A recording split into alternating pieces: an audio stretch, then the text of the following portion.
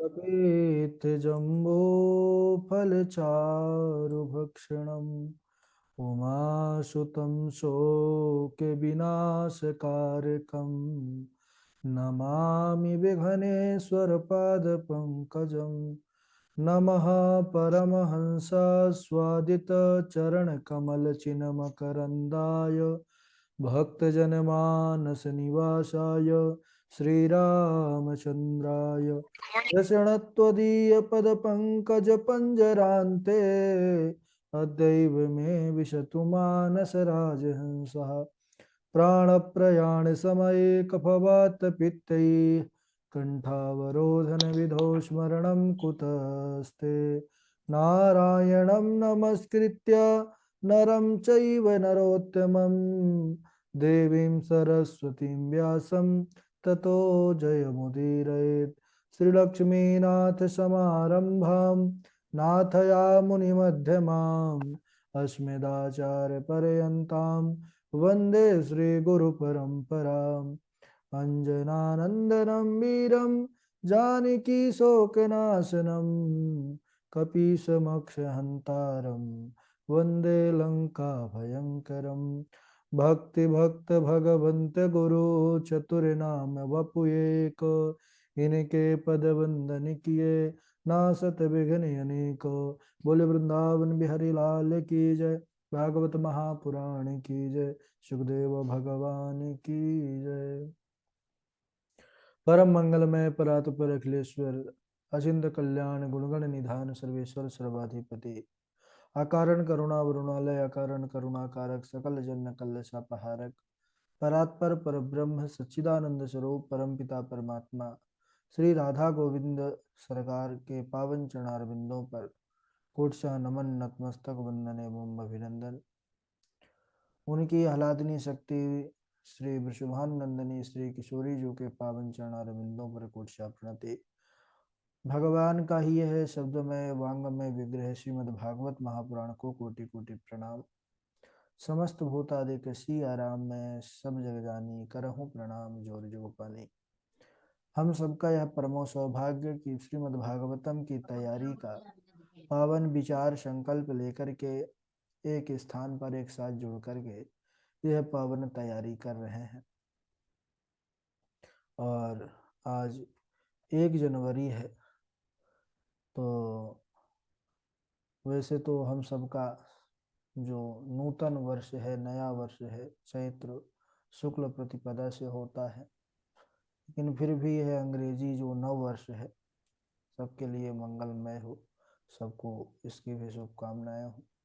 क्योंकि कैलेंडर जो होता है तारीख वाला वो इसी दिन से बदलता है, और हम लोग का जो पंचांग है वह चैत्र प्रतिपदा से।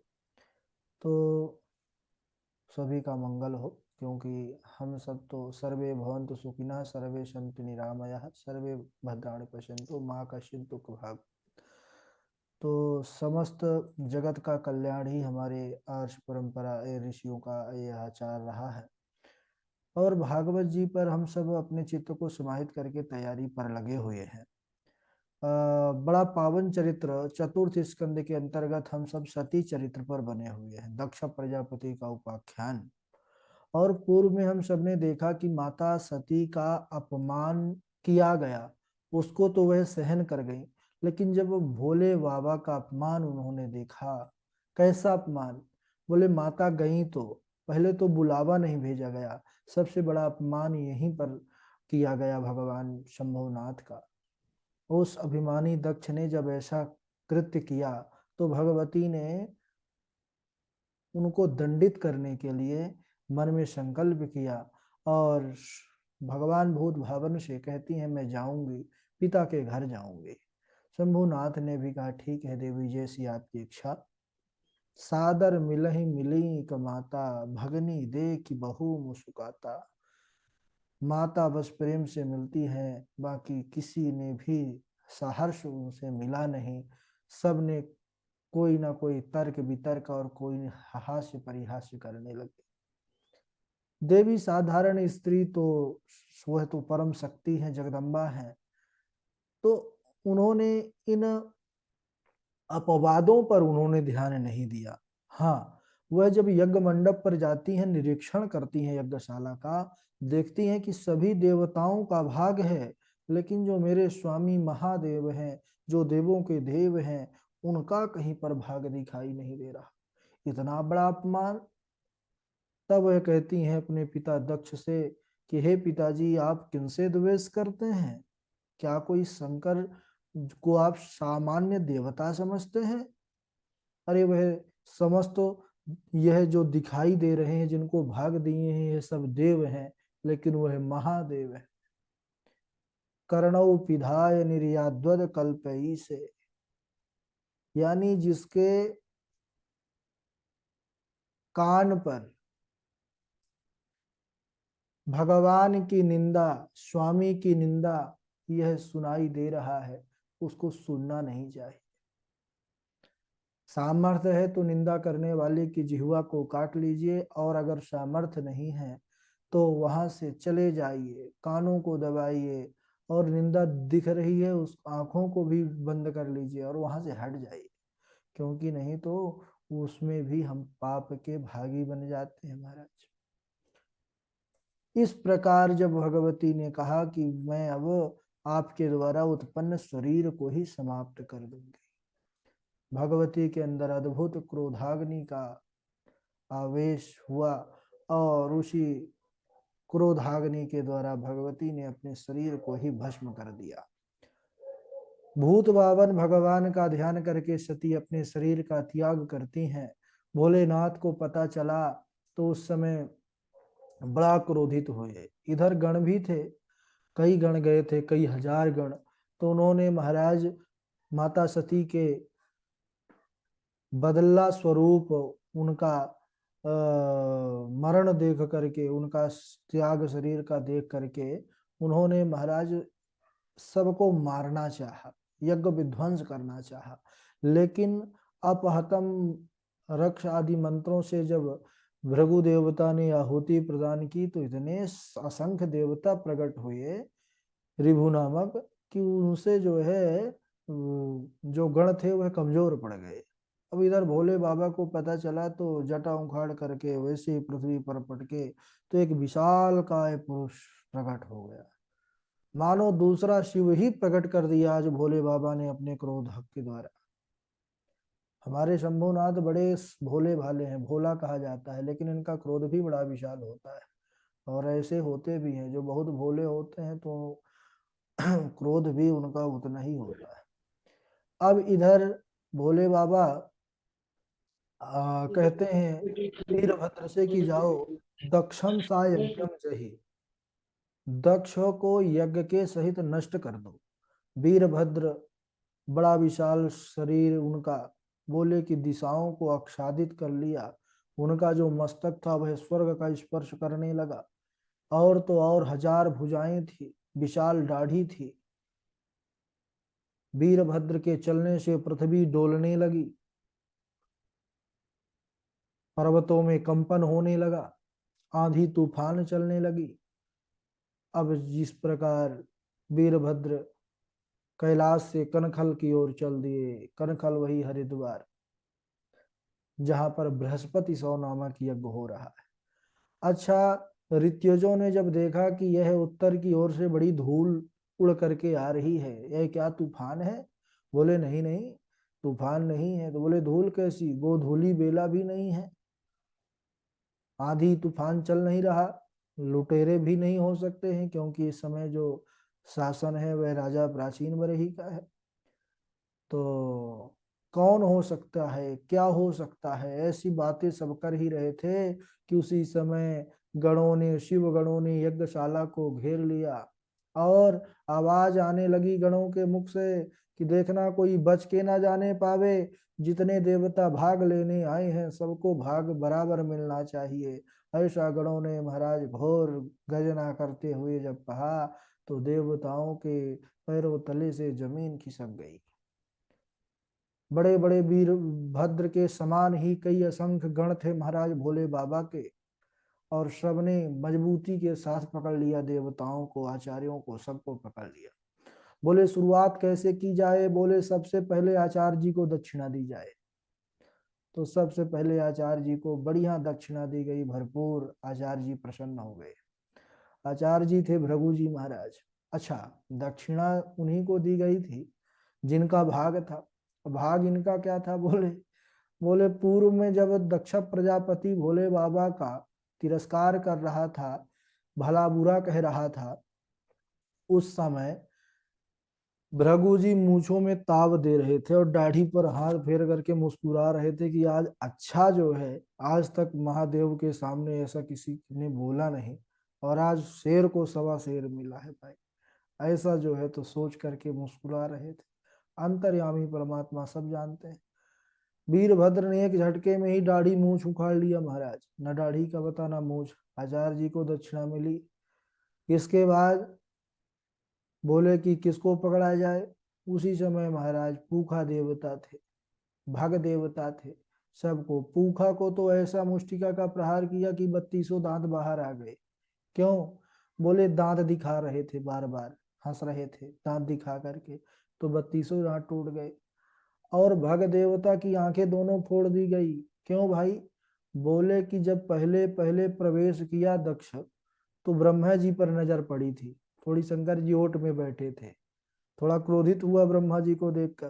तो भग देवता इशारा कर रहे हैं, कह रहे उधर देखो, उधर और कोई भी बैठा है। अब अंतर्यामी परमात्मा से क्या छिपा है। तो दोनों आंख ही सुहा हो गई उनकी, दोनों हाथों से हाथ धोना पड़ा। और जितने देवता थे सबको बढ़िया भरपूर दक्षिणा दी गई। खूब पिटाई हुई, पूरा यज्ञ तहस नहस हो गया, और यज्ञशाला में आग लगा दिया। और दक्ष को, जो उसका सर था, उसको पकड़ करके तोड़ मड़ोड़ करके भोले बाबा का नाम लेकर के उस यज्ञ कुंड में स्वाहा कर दिया गया। अब इधर संपूर्ण यज्ञशाला को आग लगा करके तहस नहस करके शिवगण जो है कैलाश को लौट आते हैं। इधर सभी देवता भागे भागे ब्रह्मा जी के पास गए। किसी की आंख फूटी, किसी के दांत टूटे, किसी के पैर टूटे, किसी का हाथ टूटा। सब लूले लंगड़े पहुंच रहे हैं ब्रह्मा जी के पास। ब्रह्मा जी ने ऐसी स्थिति में देवताओं को देखा, बोला कहा हुआ? अरे ब्रह्मा जी से कहा बचाइए महाराज बचाइए, हम मरे जा रहे हैं। बोले कहाँ गए थे? बोले भाग लेने गए थे यज्ञ में। बोले अच्छा, तो इस प्रकार भाग लिए कि पूरा दिखाई दे रहा है आप लोगों का भाग? अरे जहां पर हम नहीं गए, भोले बाबा नहीं गए, भगवान विष्णु नहीं गए, आप क्या खाने गए थे? लड्डू खाने गए थे? अरे बोले हमसे गलती हो गई महाराज, अगली बार से ऐसी गलती नहीं होगी। जहां आप लोग पधार जाएंगे वहीं बाद में हम जाएंगे। बोले बहुत जल्दी रहती थी हमको भाग लेने की, आज से हमको सबक मिल गया है, अब आप ही कृपा करिए। ब्रह्मा जी बोले हम नहीं कृपा कर पाएंगे, जिनका अपकार किया गया है वही कृपा करेंगे, चलिए। तो भगवान नारायण को लिया साथ में, और नारायण सहित पहुंच गए ब्रह्मा जी आदि देवताओं को लेकर कैलाश में, जहां पर हमारे भोले बाबा बैठे थे वट वृक्ष के नीचे पर। और सभी लोग जा करके बोले पाहि माम प्रभो पाहि माम, रक्षा करिए रक्षा करिए रक्षा करिए। भोले बाबा के चरणों में सबने प्रणाम किया। त्रिपुंड धारण किए हुए भस्म रमाए हमारे कैलाश के निवासी भूत भावन बैठे हुए थे वट वृक्ष के नीचे। और ब्रह्मा जी ने वेदन किया कि हे प्रभु, यह यज्ञ अधूरा रह गया है दक्ष प्रजापति का, तो इसी बृहस्पति सौ नामक यज्ञ को आप पूर्ण कीजिए। आपके अबिना आशीर्वचन के यज्ञ पूर्ण नहीं हो सकता है। और जो देवता यह अंग भंग हो गए हैं, किसी की आंख फूटी है, किसी के दांत टूटे हैं, किसी का हाथ टूटा है, उनको सब स्वस्थ कीजिए महाराज। आप तो बड़े कृपालु हैं, आपके समान कौन हो सकता है दयालु। इस प्रकार समस्त देवता मिलकर के ब्रह्मा जी के साथ सदाशिव भगवान की स्तुति करते हैं। संपूर्ण देवता जो अंग भंग हो गए हैं स्वस्थ हो जाएं, ऐसा ब्रह्मा जी ने बार बार निवेदन किया। और यह भी निश्चित किया कि हे भोलेनाथ, आज से यज्ञ के अवशिष्ट भाग पर आपका अधिकार होगा। और जब इस प्रकार कहा और भोले बाबा की स्तुति करते रहे। अब भोले बाबा के एक विशेष गुण है सज्जनों, क्षणे रुष्टा क्षणे तुष्टा, रुष्टा तुष्टा क्षणे क्षणे। भोले बाबा बहुत जल्दी प्रसन्न भी हो जाते हैं, इसीलिए इनको अव्वड़ दानी कहा गया। भोले बाबा प्रसन्न हो गए, और प्रसन्न होने के साथ साथ बोले ठीक है, अब यज्ञ पूर्ण हो जाएगा।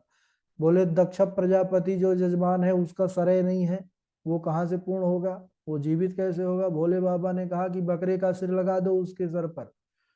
शिवगणों ने आदेश पाते ही दक्ष प्रजापति के सिर के स्थान पर बकरे का सिर लगा दिया महाराज, और कहा भग देवता मित्र देवता के आंखों से देखेंगे, पूखा देवता वृद्ध हो गए हैं तो पीसा हुआ खाएं, अब दांत नहीं मिलेंगे, और भृगु जी को बकरे की ही दाढ़ी मूछे लगा दी जाए। भगवान शंकर ने जैसा जैसा कहा गणों ने सब कर दिया। प्रजापति दक्ष को जब बकरे का सिर लगा, तैसे ही भोले बाबा की कृपा दृष्टि से वह जीवित होकर के खड़ा हो गया, हाथ जोड़ लिया, मैं करता हुआ स्तुति करने लगा। भगवान ने कहा कि अहम ब्रह्मा च सर्वश्च जगतः कारणम परम। दक्ष प्रजापति, मैं ब्रह्मा और शंकर, भगवान नारायण कह रहे हैं कि जगत के परम कारण हैं। त्रयाणामेक भावानाम यो न पश्यति वै विधाम सर्वभूतात्मनां ब्रह्मन् स शांतिमधिगच्छति। हम तीनों में जो समान भाव रखता है वही शांति को प्राप्त करता है। कोई हमारा बड़ा भक्त हो कि हम विष्णु के भक्त हैं और शंकर की निंदा करे तो वह कभी सुखी नहीं रहेगा। या कोई फिर बहुत बड़ा शिव उपासक हो और वह फिर विष्णु उपासकों की निंदा करे या विष्णु की निंदा करे, तो बोले कि यह भी फिर वह शांति का पात्र नहीं बन सकता है। तो तीनों में समान भाव रखिए, ब्रह्मा विष्णु महेश ये एक ही तत्व वही तीन रूप में विभक्त हुए हैं।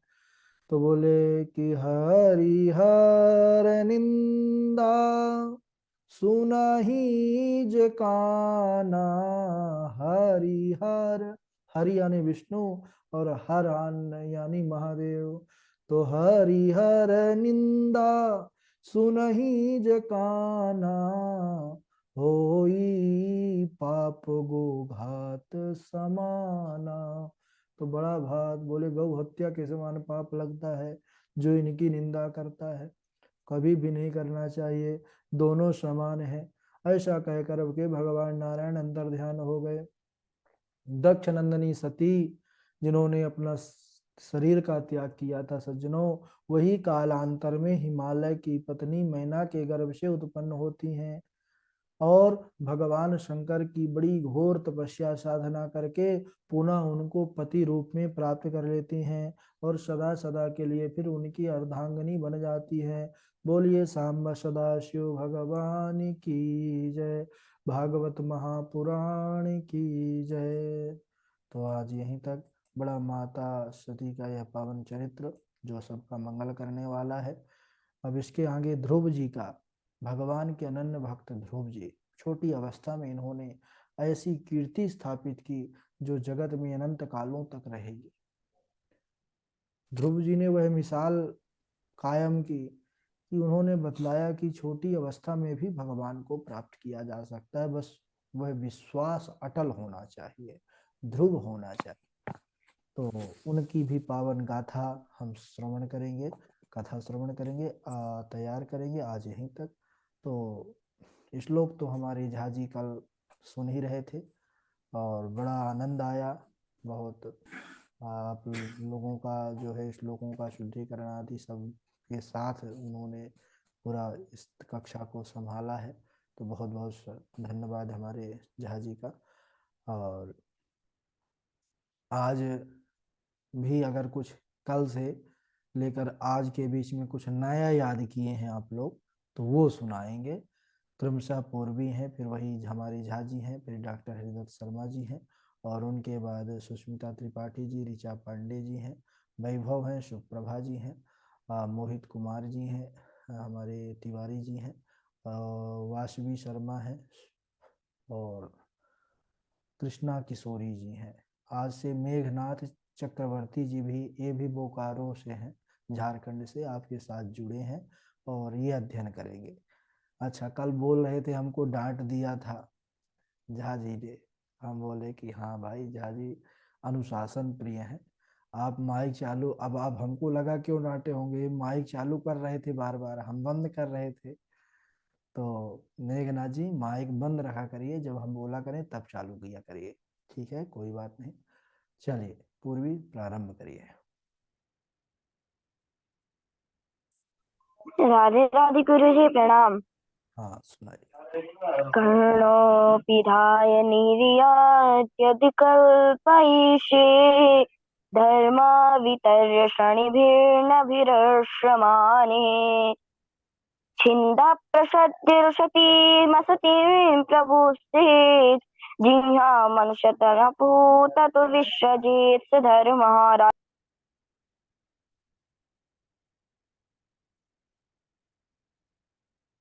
हम्म। झाजी माइक नहीं चालू है, झाजी का हमारे माइक नहीं चालू है झाजी। माइक।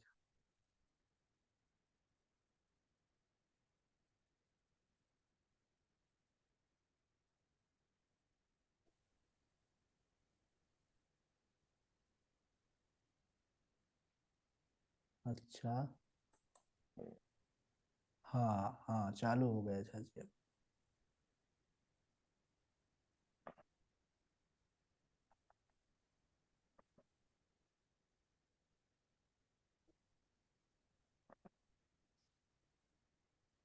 ठीक है, आवाज पहुंच रही है झाजी। जी। हाँ।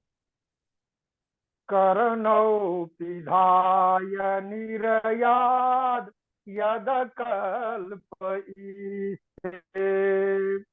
कर्णौ पिधाय निर्याद यदकल्पयिष्ये। धर्मावितर्य शृणिभिर नृभिरस्यमाने चिन्द्यात प्रसह्यरुसति मसतिं प्रभुश्चेत् जिह्वामसूनपि ततो विसृजेत सधर्म। राधे राधे गुरु जी। हाँ राधे राधे। हाँ राधे राधे गुरु जी। हाँ राधे राधे डॉक्टर साहब। राधे राधे। कर्णौ पिधाय निर्यात यद कल्पयिषे धर्म वितर्य शनिभिर्नभिरस्यमाने छिन्दात प्रसर उसतिमस्ति प्रभु सुचेज जिह्वामसूनपि ततो विसृजेतु धर्मा जिह्वामसूनपि ततो विसृजेतु धर्मा। राधे राधे गुरु जी, प्रणाम। हाँ जय श्री राम।